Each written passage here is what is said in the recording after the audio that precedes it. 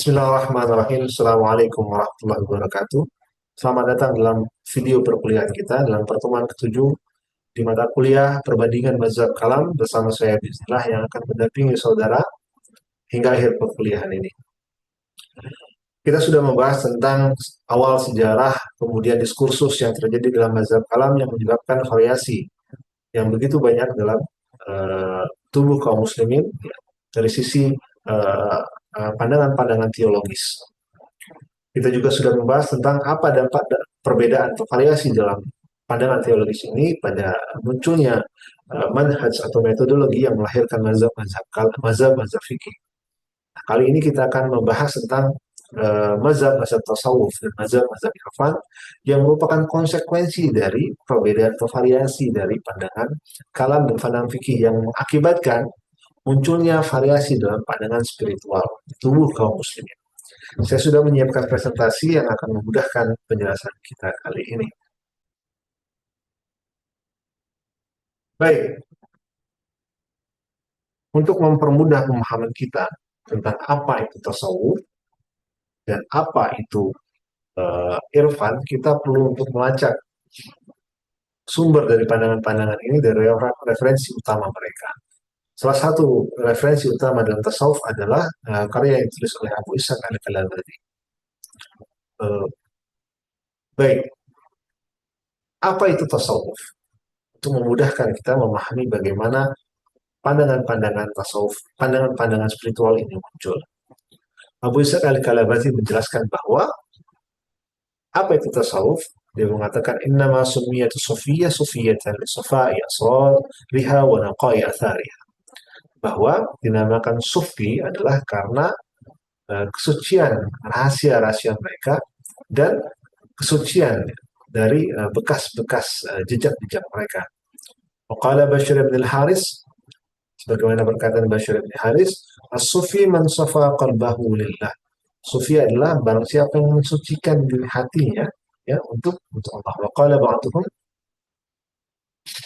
as-sufi man safa lillah wa amalatuhu. Barang siapa yang mensucikan amal-amalnya untuk Allah, wa safatallahu min Allah azza wa jalla karamatuh. Dan Allah akan mensucikan kemuliaan-kemuliaan atau keutamaan-keutamaannya. وقال قوم إنما سموا صفية لأنهم في الصف الأول بين يدي الله جل وعز لارتفاع همامهم إليه. Sesungguhnya dinamakan sufi adalah dikarenakan kedudukan mereka yang dekat dengan Allah dan dikarenakan kedudukan mereka yang dekat dengan Allah karena mentalitas mereka atau waham mereka ya diarahkan hanya kepada Allah. Wa iqbaluhum biqulubihim alaihi, dan penerimaan mereka terhadap penerimaan hati mereka ya terhadap uh, keberadaan ilahi. Wa qafuhum bisarairihim, dan mereka menetap dalam rahasia-rahasia mereka. Baina yadayhi, dalam dalam genggaman ilahi. Wa qala qaum innama sammu sufiyatan liqurbi awsafihim min awsafi ahli suffah alladhi kanu ala ahdi Rasulullah. Kita katakan sufi juga karena mereka ini sama seperti kalangan ahli suffah yang hidup di zaman Rasulullah. Kemudian ada juga yang mengatakan bahwa innama sammu sufiyatan li libasihim al-suf ya. Dikatakan sufi karena mereka menggunakan pakaian wool ya, suf tadi. Jadi apa itu sufi? Sufi dalam kata lain dimaknai sebagai kesucian, kemurnian, dan hubungan yang dekat dengan Allah, yang mensucikan hati dan amal karena Allah, kedudukan yang dekat dengan Allah, kemudian kedudukannya mereka yang dekat seperti ahlus sufah, dan karena pakaian mereka dibuat dari wool. Tidak ada kesepakatan yang jelas tentang apa itu sufi kecuali dengan definisi-definisi ini. Namun kita bisa menyimpulkan tentang apa itu tasawuf, yakni bahwa tasawuf itu adalah jalan atau metode untuk menjaga kemurnian diri melalui jalan kedekatan kepada Allah dengan sifat yang dengan kesederhanaan dan ketakwaan. Nah, dalam masyarakat kita, ya, baik itu masyarakat akademis maupun masyarakat ammah dikatakan bahwa tasawuf itu erat kaitannya dengan aktivitas ritus yang disebut dengan riyadhah, khalwat, wirid, eh, yang merupakan cara atau jalan atau metode untuk melakukan takarrub kepada Allah untuk mencapai ahwal dan maqamat. Apa itu ahwal dan apa itu maqamat? Ahwal itu adalah hasil dari tindakan riadah yang bersifat tidak menetap. Efek, ya bukan hasil, maksudnya efek. Efek-efek yang yang kehadirannya tidak menetap, dia hanya berupa hal. Nah, ini adalah penanda bahwa eh, riadah-riadah itu memiliki pengaruh pada kondisi kejiwaan dari seseorang atau kondisi mentalitas dari seorang salik. Kemudian makomat. Makomat ini adalah kedudukan yang dicapai dari proses riadah tersebut. Dia bukan seperti hal yang tidak menetap. Dia hasil dari proses riadah yang menetap. Dia bukan hanya sekedar efek, tapi hasil dari proses riadah tersebut. Nah, inilah tasawuf dalam pandangan Abu Sa'id Al-Kalabati.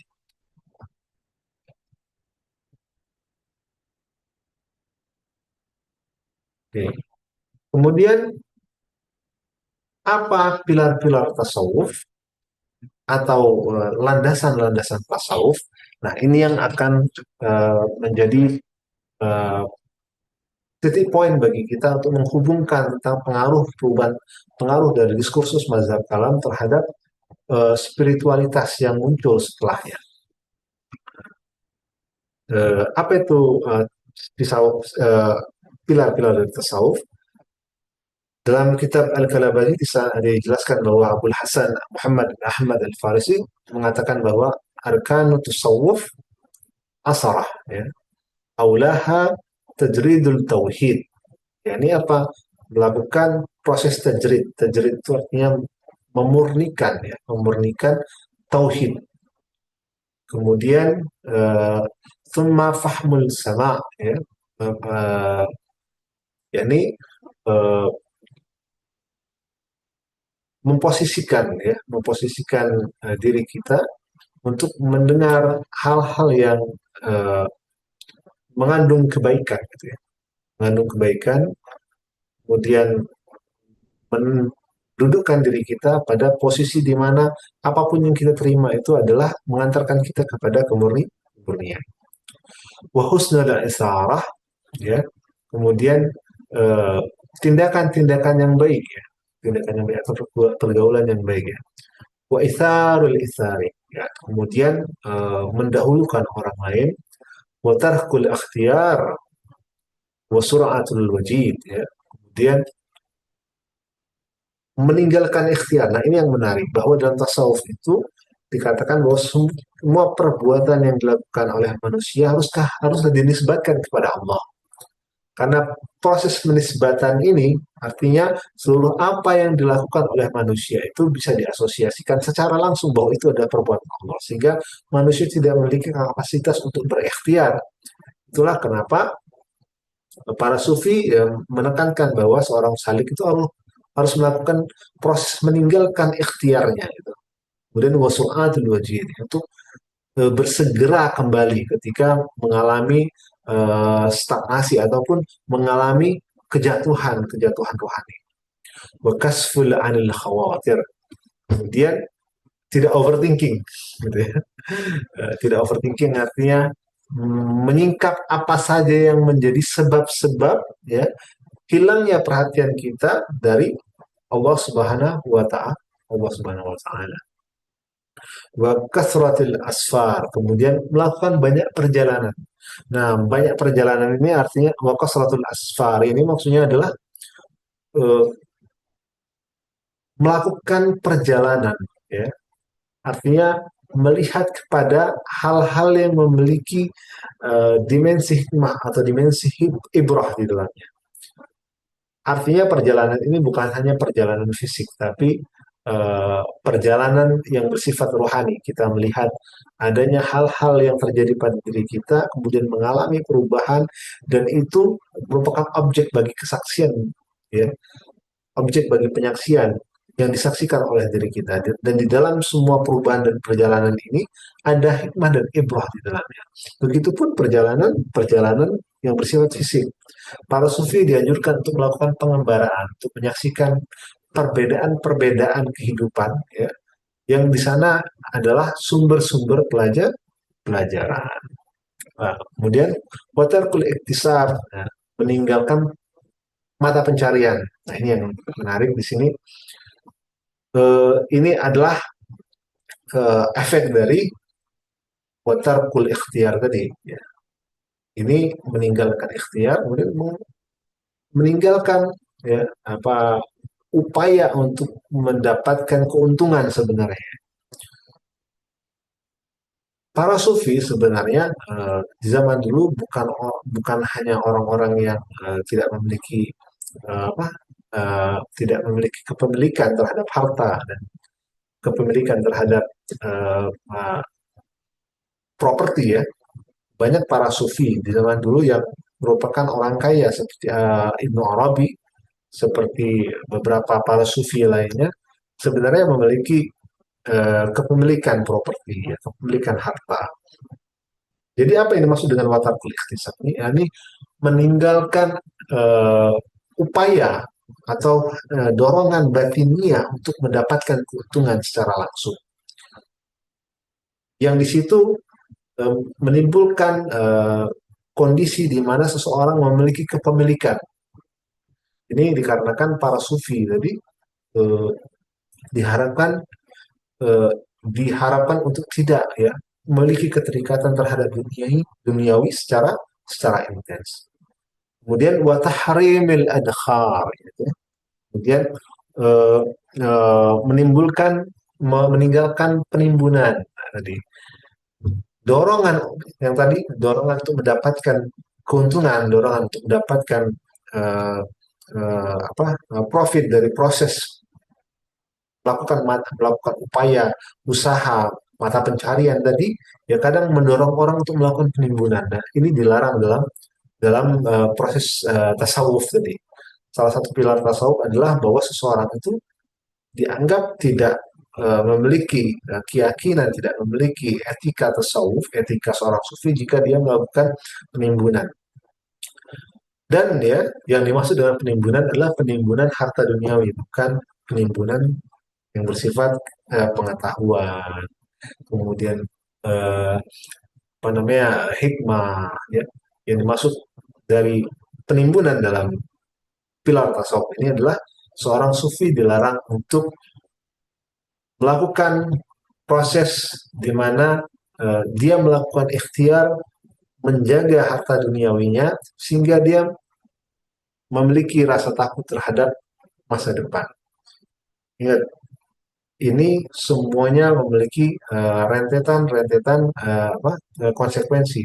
Seseorang uh, sufi dilarang untuk melakukan uh, menganggap bahwa dia melakukan ikhtiar, menganggap bahwa dia memiliki kemampuan melakukan upaya mengubah situasi dikarenakan bahwa itu bertentangan dengan tajridul tauhid, ya. Seseorang yang menganggap bahwa dirinya punya ikhtiar dianggap tidak memiliki tauhid yang murni karena dia masih memasukkan upayanya pada dirinya. Seseorang yang melakukan yang uh, uh, melakukan penimbunan pertama kali dia gagal adalah dikarenakan dia tidak meninggalkan upaya untuk melakukan pencaharian, ya. Ini menandakan bahwa setiap upaya penimbunan, upaya untuk uh, menganggap bahwa hari esok masih ada adalah dikarenakan dia tidak melakukan kasful khawatir, ya. Karena dia tidak menyingkap apa, dorongan-dorongan mentalnya, gerakan-gerakan mentalnya, gerakan-gerakan wahamnya yang menyebabkan tadi banyaknya lintasan-lintasan batin yang mengkhawatirkan masa depan. Ini mengakibatkan apa? Bahwa jika orang masih melakukan penimbunan, masih melakukan upaya untuk mencari profit, masih berupaya untuk melakukan ikhtiar, dikarenakan pada awalnya karena dia telah meninggalkan tajridul tauhid. karena dia telah meninggalkan proses pemurnian tauhid. Nah, inilah 10 pilar tasawuf. Nah, ini yang perlu mendapat perhatian kita bahwa para sufi dikarenakan memiliki atensi terhadap aspek spiritualitas yang kuat, maka ada beberapa bagian dari pandangan-pandangan umum kaum muslimin yang tidak populer dalam pandangan tasawuf, khususnya dalam kasus pandangan mengenai akal. Para sufi berbeda dengan kalangan kaum mutakalimin yang juga yang menempatkan akal sebagai salah satu hal penting dalam proses memahami teologi, memahami agama, proses memahami tentang uh, tauhid, tentang zat dan sifat. Para sufi tidak menempatkan akal sebagai salah satu instrumen untuk memahami ya, uh, keilahian atau memahami divinitas. Para sufi melihat bahwa akal ini uh, bukanlah instrumen yang berguna untuk memahami hal-hal yang bersifat ilahi. Sebagaimana pernyataan mereka bahwa uh, jalan akal ini, ya, jalan akal ini tidak memiliki kekuatan untuk memahami hal yang bersifat transenden. Ya. Sebagaimana dijelaskan oleh Al-Kalabadi, azma'u ala anna dalila ala Allah wallahu wahiduhu wahdahu wa sabilul aqli aqil uh, سبيل العقل سبيل العقل عندهم سبيل العقيل سبيل العقيل في حاجته إلى الدليل لأنه محدث والمحدث لا يدل إلى على مثله. Bahwa mereka bersepakat bahwa Allah, ya, dan jalan akal dan para jalan kalangan rasional, ya, untuk mendapatkan pemahaman tentang Allah itu sebenarnya adalah jalan uh, yang tidak mungkin, ya, untuk mencapai pemahaman mengenai ilahi. Karena apa? Karena akal itu muhdas, akal itu baru atau lemah, ya. Dan tidak akan dicapai oleh sesuatu yang lemah kecuali yang lemah pula, gitu. Sehingga bagaimana, ya, kalangan rasional mengatakan bahwa rasionalitas dapat mencapai pengetahuan tentang keilahian, padahal rasionalitas kita itu adalah perangkat yang lemah, gitu. Lalu apa gunanya akal? Ya, uh, para sufi mengatakan bahwa al-aqlu ajizun wal ajiz la yadullu ila ala ajizun mislah. Gunanya akal adalah untuk, ya, untuk hal-hal yang memiliki kesetaraan dengannya. Yani apa? Yani kelemahan itu hanya bisa berinteraksi dengan yang lemah. Dan apa menurut Ibn Atha? Dia mengatakan al-aqlu alatul ubudiyah, bahwa akal itu sebenarnya alat-alat praktis, ya, untuk alat-alat yang hanya berhubungan dengan hal-hal yang praktis atau hal-hal yang bersifat ubudiyah, ya, hal-hal yang berhubungan dengan peribadatan, ya. Bisa dipakai untuk fikih, gitu. Bisa dipakai untuk memahami tentang uh, bagaimana mengelola masyarakat, ya. La israf, la israf ala rububiyyati, ya. Tidak bisa tapi digunakan untuk hal-hal yang bersifat rububiyah, yang bersifat ilahiyah. Kenapa? Karena hal-hal yang bersifat rububiyah, hal-hal yang bersifat ilahiyah bukanlah hal-hal yang bersifat praktis. Al-aqlu yajulu hawla al-kaun fa idza nazara ila al-mukawwin dzak, ya. Para mutasawwif juga mengatakan bahwa uh, al-aqal tadi, ya, hanya dapat menyaksikan yang merupakan bagian dari ciptaan-ciptaan.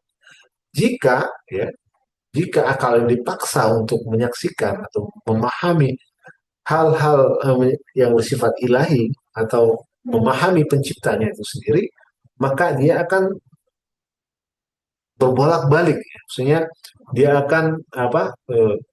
Tidak akan menemui, ya, batasan dari kesimpulan, tidak akan mencapai natijah karena dia akan berbolak-balik di situ-situ saja. Gitu. وقال القحطبي من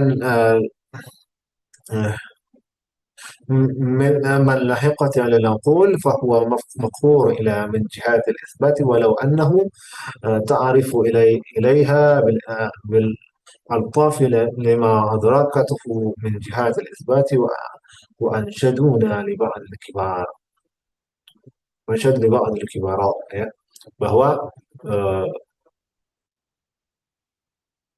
barang siapa yang memaksa gitu, memaksa akal untuk eh, memasuki makom isbat tadi, ya, maka ia akan tidak mampu untuk mencapai ketetapan, ya.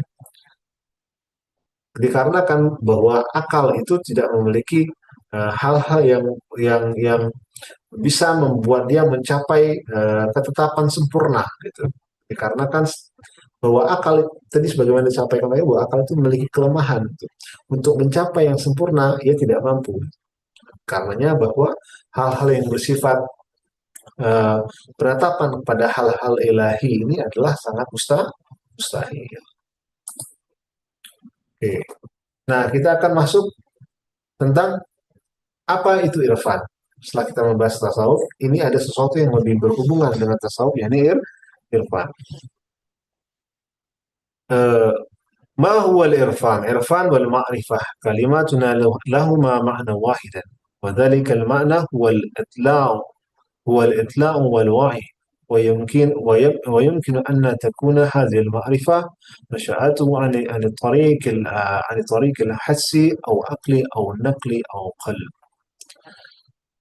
Irfan ini berasal dari kata ma'rifah dan ma'rifah itu pengetahuan itu ya eh, mengarah kepada tiga hal, tiga kemungkinan yakni ma'rifah indrawi, ma'rifah rasional dan ma'rifah nakal. Nakal itu ada yang bersifat tekstual ya.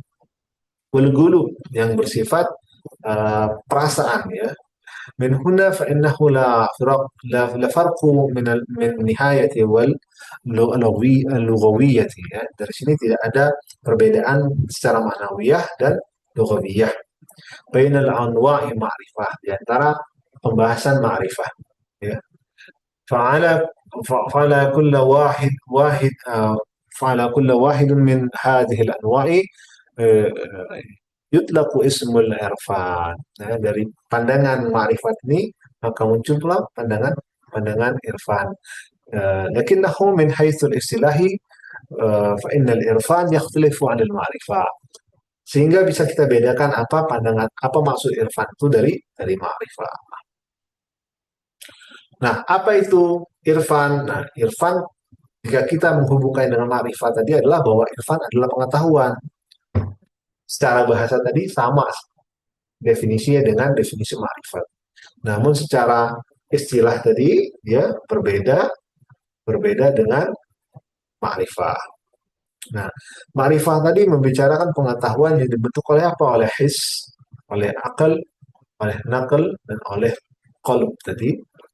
Kemudian uh, membentuk pengetahuan yang kita sebut dengan pengetahuan nazariyah kalau kita membaca ini dari sisi falsafah ya bahwa ini memunculkan banyak bentuk atau variasi dari pengetahuan. Tapi irfan, apa itu irfan? Ya,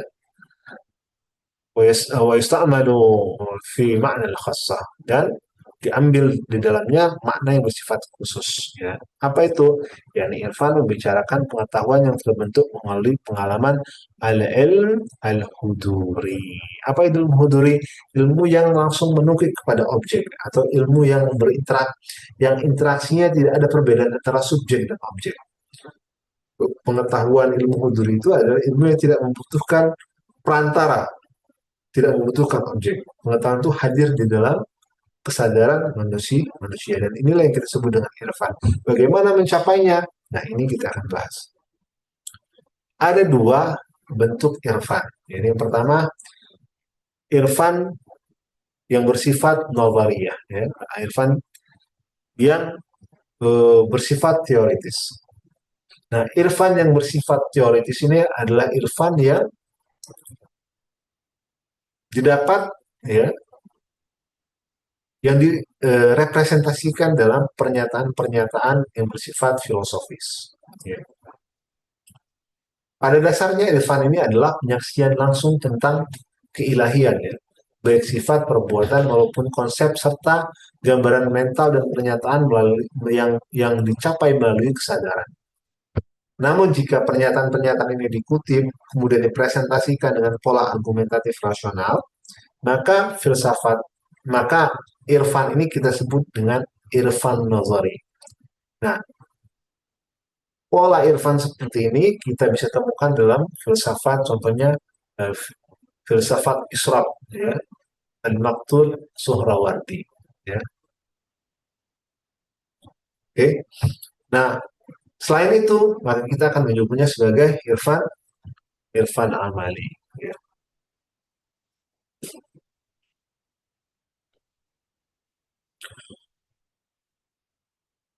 Apa itu irfan amali?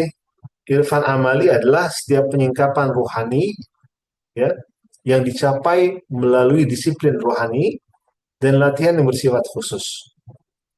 Jalan praktis ini kita sebut dengan syair wasuluk atau perjalanan rohani. Inilah yang disebut dengan irfan, irfan amali. Baik, dari definisi irfan amali ini kita melihat adanya kesaling hubungan antara irfan dengan definisi dan pilar-pilar tasawuf tadi. Perbedaannya adalah tasawuf sama sekali meninggalkan proses rasional. Ya. Irfan memberikan ruang pada proses rasional. Pada makom apa? Pada makom burhan, pada makom pembuktian, ya, bahwa eh, apa yang dialami dalam proses rohani tadi, ya, bisa dijelaskan, bisa ditransmisikan, bisa digambarkan, bisa dipresentasikan dengan proses-proses argumentatif. Nah, ini perbedaan antara tasawuf dan irfan tadi. Baik. Nah, ini adalah perbandingannya. Bahwa tasawuf itu adalah jalan spiritual yang bersifat praktis untuk mensucikan jiwa dan memperbaiki akhlak.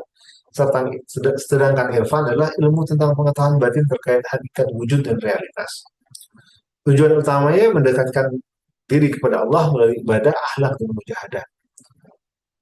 Tujuan dari irfan adalah mencapai pengetahuan langsung, zauq, ya, tentang hakikat wujud dan Tuhan.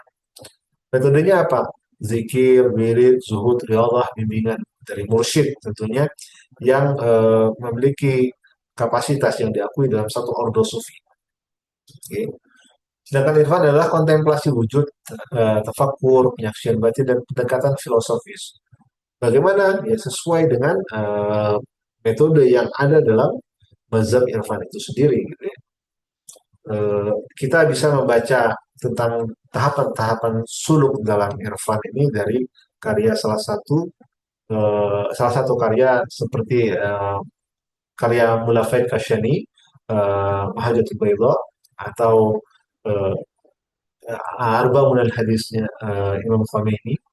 Banyak sekali di situ tentang tahapan-tahapan yang harus dilakukan untuk mencapai kesadaran atau kedewasaan jiwa yang memungkinkan bagi seseorang untuk mencapai pengetahuan ilahi. Fokusnya apa? Fokus dari tasawuf yakni akhlak, ibadah, dan penyucian jiwa. Sedangkan irfan fokusnya adalah metafisika, kosmologi, dan realitas wujud. Bahasa dan istilah, ya, ya, dalam tasawuf ada ikhlas, zuhud, sabar, tawakal. Sebenarnya ada juga di dalam dalam dalam uh, uh, tahapan-tahapan, ya, tahapan-tahapan dalam irfan. Hanya saja ini adalah tahapan-tahapan praktis, gitu. Dalam irfan dilihat sebagai tahapan-tahapan praktisnya. Sedangkan eh, fokus-fokus teoritisnya adalah tahapan-tahapan yang bersifat teoritisnya disebut dalam irfan yakni tajalli, fana, baqa, dan wahdatul wujud, ya. Untuk mencapai tajalli, fana, dan baqa, wahdatul wujud itu tentu ada tahapan praktisnya juga dibahas dalam irfan. Ekspresinya apa? Ekspresinya bersifat praktis dan moral. Dalam irfan cenderung teoritis dan filosofis.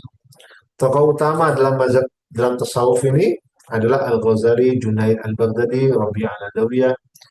Tokoh-tokoh utama dalam Irfan ada Ibnu Arabi, ya. Anda bisa baca Futuhat Al-Makkiyah dari Ibnu Arabi untuk memahami bagaimana ketika tasawuf itu digambarkan secara teoritis, ya. Kemudian ada Mula Sadra, ada Surawardi. Kemudian penekanan pada syariat, ya. Dalam Irfan sangat kuat, tasawuf berdasarkan syariat. Kemudian tapi juga rentan terhadap penyimpangan. Nah, ya. Nanti kita akan bahas kenapa ada penyimpangan dalam tasawuf dalam pertemuan selanjutnya.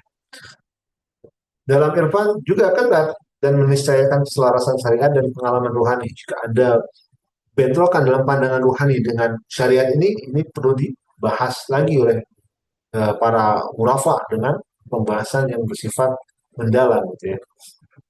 Hasil akhirnya ma'rifah melalui ibadah, akhlak, pensucian. Hasil akhir dari irfan, ma'rifat melalui penyaksian wujud dan pengetahuan itu. Nah, sifatnya atau jalannya adalah amali atau praktis. Kemudian irfan adalah nazari atau teoritis. Dan ingat, maksud nazari dalam irfan ini bahwa segala tindakan tahapan-tahapan tasawuf itu harus berdasarkan pertimbangan rasional, pertimbangan akliyah dan nakliyah maksudnya. Bukan bahwa hanya teoritis saja, hanya diskursif saja, tidak. Dalam irfan ini bahwa segala sesuatu yang bersifat amali harus punya landasan nazari. Itu yang dimaksud dengan nazari. Oke. Siapa saja tokoh-tokohnya dan ini yang menarik bahwa peminhum ya eh, siapa saja yakni Ali bin Al-Hasan Zain Al-Abidin wa ibnahu Muhammad ibn Ali Al-Baqir wa ibnahu Ja'far ibn Muhammad Sadiq radhiyallahu anhum بعد علي والحسن والحسين رضي الله عنهم وأويس القرني ya. Tokoh-tokoh utama ya dalam jenjang silsilah tasawuf itu ya punya kedekatan erat dengan ya, silsilah silsilah yang dihormati bukan yang dihormati yang merupakan jalan yang ditempuh oleh para pengikut Ahlul Bait. Tokoh-tokoh utamanya dalam tasawuf itu tokoh-tokoh Ahlul Bait. Siapa yang ini? Imam Ali ya, Ibn al-Husain Zainal Abidin. Imam Ali Zainal Abidin As-Sajjad maksudnya. Wabnahu Muhammad ibn Ali al-Baqir dan Imam Muhammad al-Baqir wabnahu Imam Ja'far ibn Muhammad al-Sadiq. Kemudian mereka ini ya sebelumnya siapa? Ali wal Hasan wal Husain ya. Wa Uwais al-Qarni. Salah satu tokoh yang dihormati juga para seorang sahabat yang juga dihormati di kalangan pengikut Ahlul Bait. Nah, di sini sinkretismenya. Di sini apa namanya? Titik temunya ya, silsilah tasawuf ya dengan silsilah mazhab Islam yang menghormati atau menjadikan Ahlul Bait sebagai poros utamanya. Tasawuf ini ya cenderung muncul ya pada awalnya muncul dari kalangan ahlul hadis ya, dan kalangan Asy'ariyah Al-Maturidiyah ya. Ini menandakan bahwa mazhab-mazhab Islam itu mengalami pembauran di dalam gerakan-gerakan tasawuf. Dari sisi mana? Dari sisi silsilah bagaimana mereka mengambil amalan-amalan rohani itu ya. Sehingga silsilah mereka itu terhubung dengan tokoh-tokoh utama Ahlul Bait. Kemudian siapa setelahnya? Ada Hasan Al-Basri, Abu Hamzah, ada Abu Hamzah Salamati, ada Malik bin Dinar, ada ini yang paling penting bahwa nama yang sering muncul dalam kisah-kisah sufi, yakni Ibrahim bin Adham. Ibrahim bin Adham ini adalah salah satu tokoh sufi yang banyak memberikan teladan ya dari kisah-kisah hikmah yang ditulis mengenai beliau. Kemudian adalah Fudail bin Ibad, ya. Kemudian banyak sekali, terutama Abu Sulaiman Darani, ya, Wabnahu Salman, wa Ahmad bin al-Hawari, Demiski, ya, Abu Faid Zunun, ya, bin Ibrahim al-Masyri. Jadi inilah tokoh-tokoh tasawuf utama yang menjadi uh, figur-figur teladan dalam kalangan tasawuf. Nah, kita akan membahas tentang tarikat-tarikat yang muncul ya setelah uh, munculnya para tokoh-tokoh sufi ini. Yang pertama adalah tarikat Qadiriyah. Pendiri tarikat Qadiriyah ini adalah nama yang tidak asing bagi kita bahwa di dunia ya terutama di Asia Tenggara nama ini cukup dikenal. Ini Syekh Abdul Qadir Jailani ya. Beliau wafat pada tahun 1166 Hijriah. Nah, sepeninggalan beliau anaknya yakni Syekh Abdul Razak ya, melanjutkan eh, gerakan atau melanjutkan ordo tasawuf dari tarekat Qadariyah. Apa saja ajarannya? Yakni spiritualitas dan akhlak, syariat dan silsilah.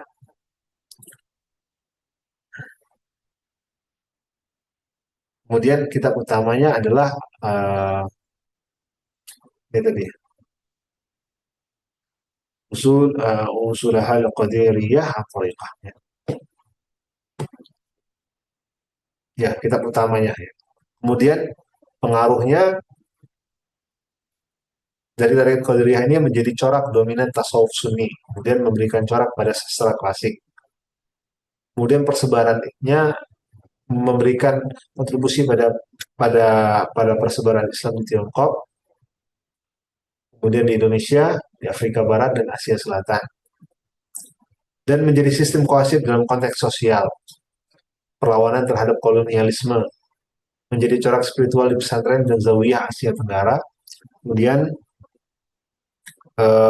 kitab-kitab tasawuf mereka menjadi referensi utama yang merupakan salah satu referensi tasawuf paling sistematis secara doktrin dan praktek.